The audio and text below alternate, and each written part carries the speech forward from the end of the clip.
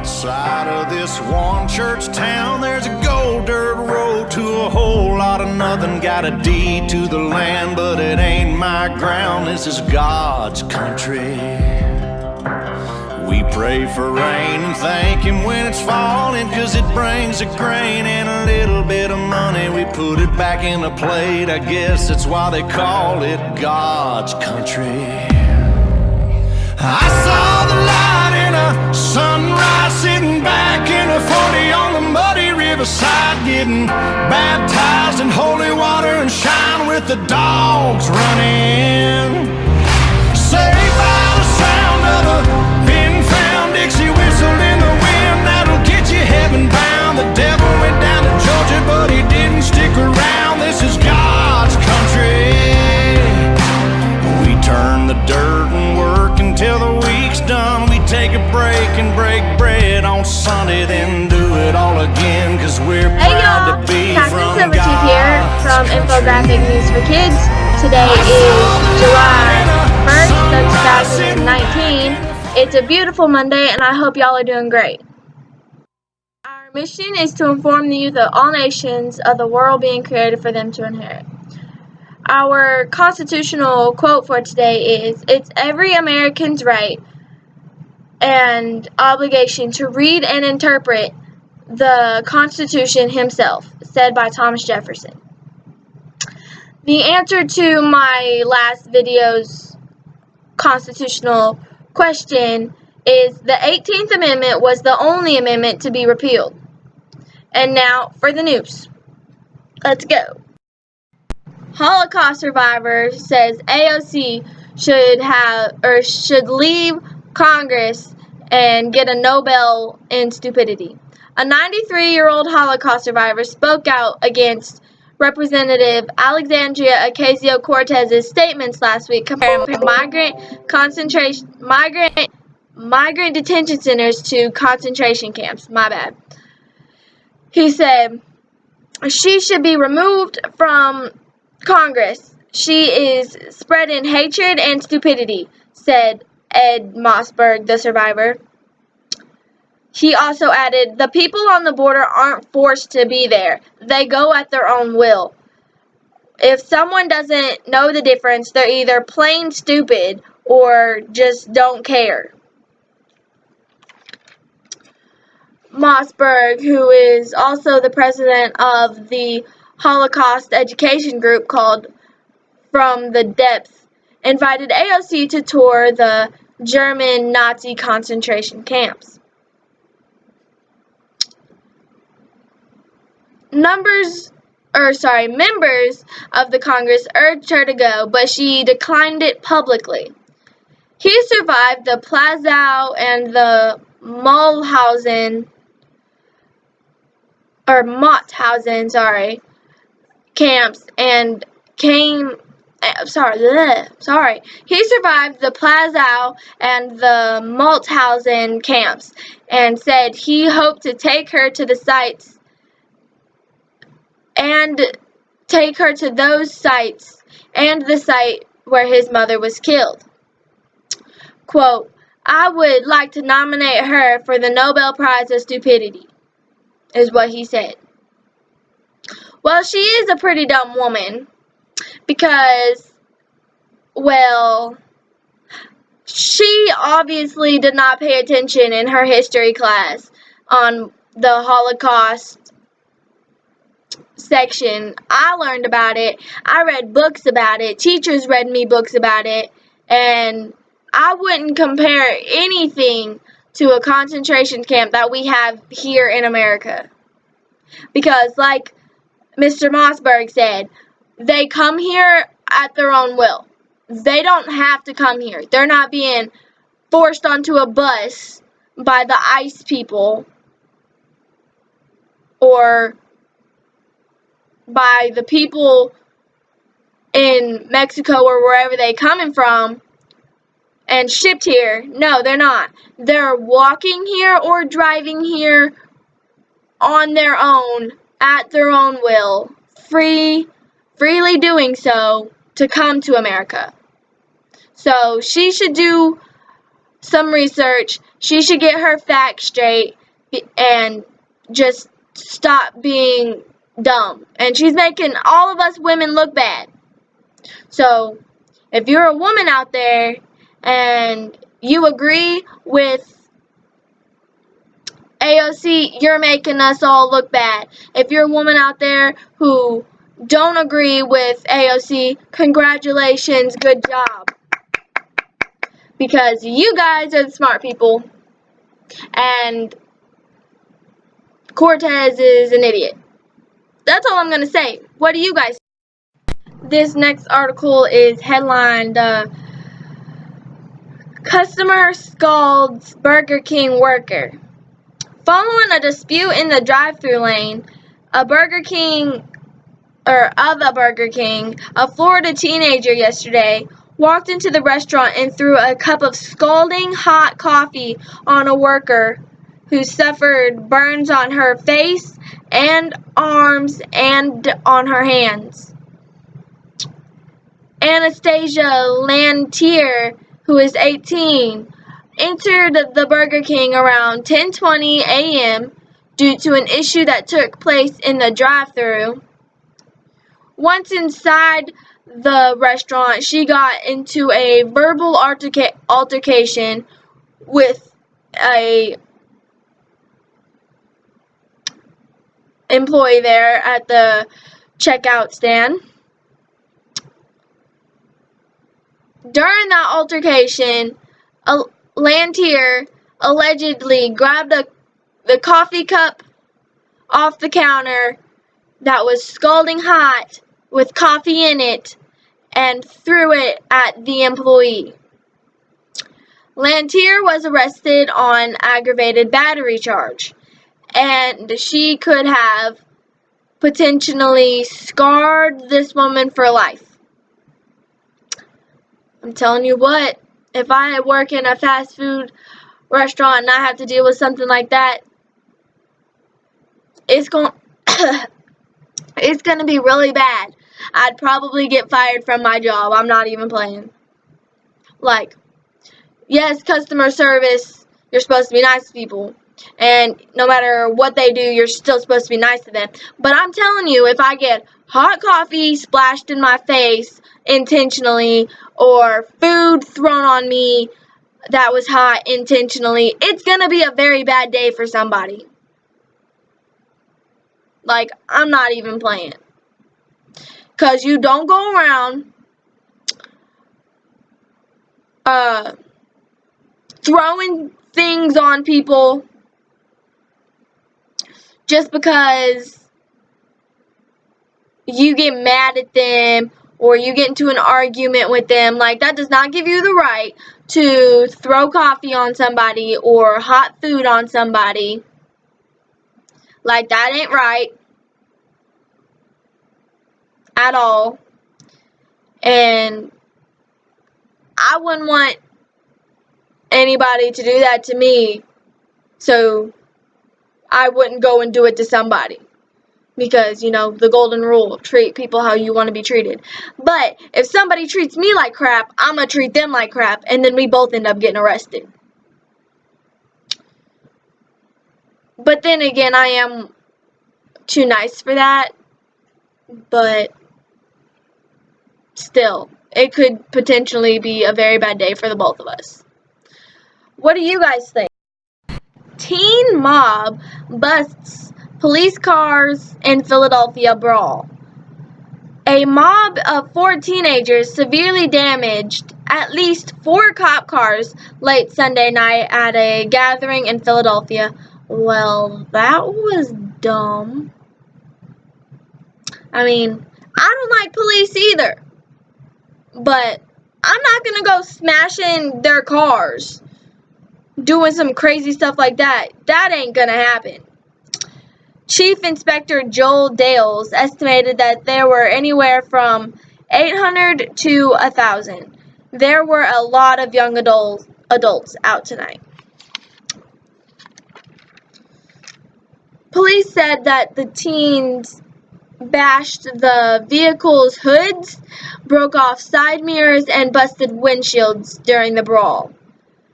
quote, "We had no information whatsoever giving us a warning that these kids would be out here tonight," he told reporters. They believe the brawl started out as a party, and, them being young adults, they probably gotten into some dumb stuff and decided to do some pretty crazy stuff, and the result was them smashing cop cars. Where were your parents? Like, when I think of teens, I don't think of like a 17, 18-year-old, which they could have been 17 or 18 or even 16. I don't think of teens as being 16, 17, and 18, right? And that like 3-year chunk of life, that's adulthood. Like, I think adulthood starts when you start driving, because that's an adult responsibility. So, when I hear teens, I think of they're still in their parents' houses, most likely. They had to have been drove there, most likely. So, where are your parents? Why are you not with your parents? What gave you the idea to do this? Like I said, I don't like police either. And they might like the police, but they still did something dumb. And I'm surprised that there hasn't been anything about them getting arrested for it. But this is crazy. That's my opinion. What is yours? Antifa mob viciously assaults journalist Andy Ngo at Portland rally. I'm not sure if that's how you pronounce his last name, but it's spelled Ngo. So, Ngo. Andy Ngo, a journalist and editor, landed in the emergency room after Antifa activists attacked him on Saturday in the streets of Portland. The assaulters wore black clothing and masks and were engaged in counter-protests against several right-wing groups, even one called the Proud Boys. According to Ngo, his attackers stole his camera equipment, but video footage recorded by another journalist shows an Antifa punching him in the face while others throw milkshakes at him, in which some of the milkshakes contained quick dry cement. They were also hitting him with crowbars as he was just trying to walk away from the altercation. Also, they were spraying him with silly string and other substances,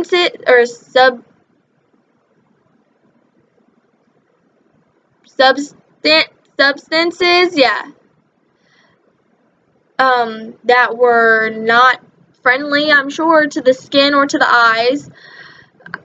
I heard that pepper spray was one of the ones they were spraying them with. Like, I'm waiting for somebody to go to one of these events with a gun and be like, if you hit me with that crowbar, I'm gonna shoot you. I'm not gonna kill you, but I am going to injure you, and you won't be able to use one of your legs. If you spray me with pepper spray in my face, I will shoot you, or at least attempt to, because I won't be able to see. If you throw a milkshake at me, I'm going to shoot you. Like, not even playing. I'm waiting for that to happen. And then watch the man who shot them get charged for battery or assault or something like that. But the Antifa get to walk around doing it to people all the time. So, hit me up when that happens, and I will do a report on it for you guys. I really think that these people just need to, like, get over themselves. Like, you have your opinion, I have mine. Don't throw milkshakes at me that are full of quick-drying cement. What is wrong with you people? Like, seriously. But that's my opinion. What is your guys's?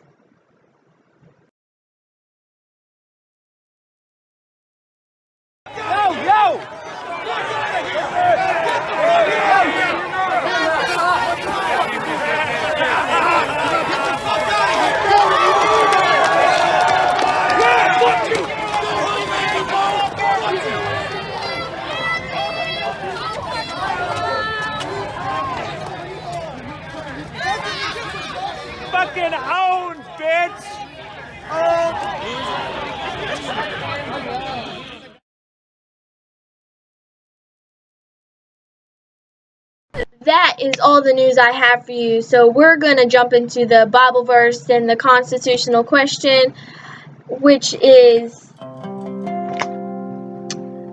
what has been the longest period which no amendment has been added to the Constitution?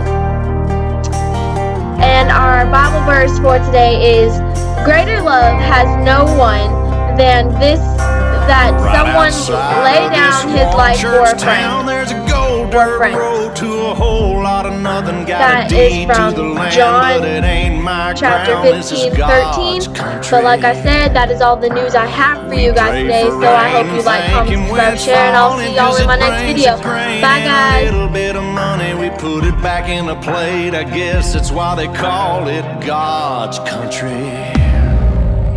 I saw the light in a sunrise, sitting back in a 40 on the muddy riverside, getting baptized in holy water and shine with the dogs running. Saved by the sound of a pin-found Dixie whistle in the wind, that'll get you heaven bound. The devil went down to Georgia, but he didn't stick around. This is God's country. We turn the dirt and work until the week's done. We take a break and break bread on Sunday, then do it all again, 'cause we're proud to be from God's country.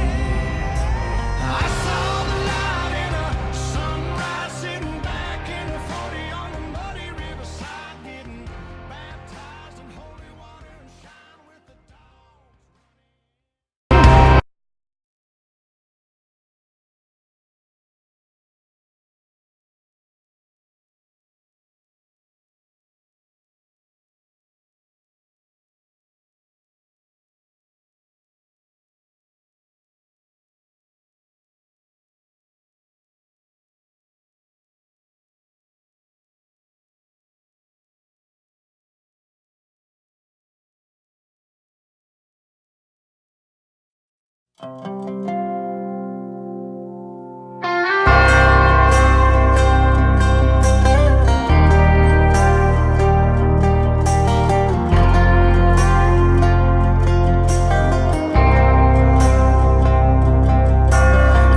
Outside of this one church town, there's a gold dirt road to a whole lot of nothing. Got a deed to the land, but it ain't my ground. This is God's country.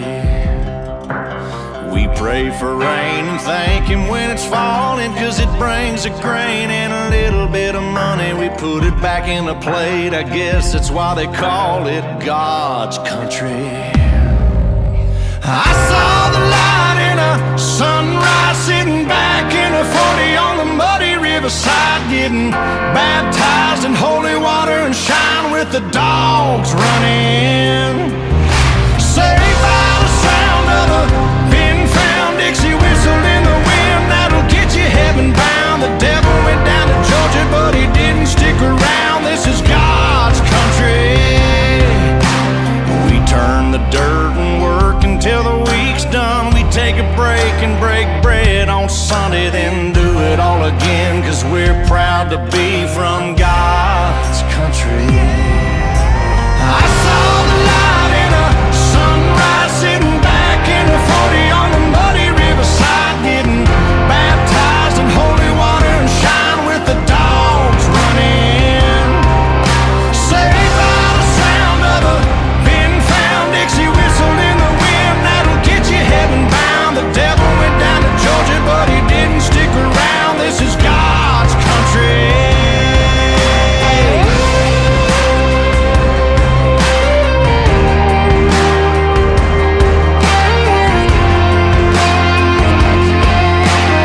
God's country.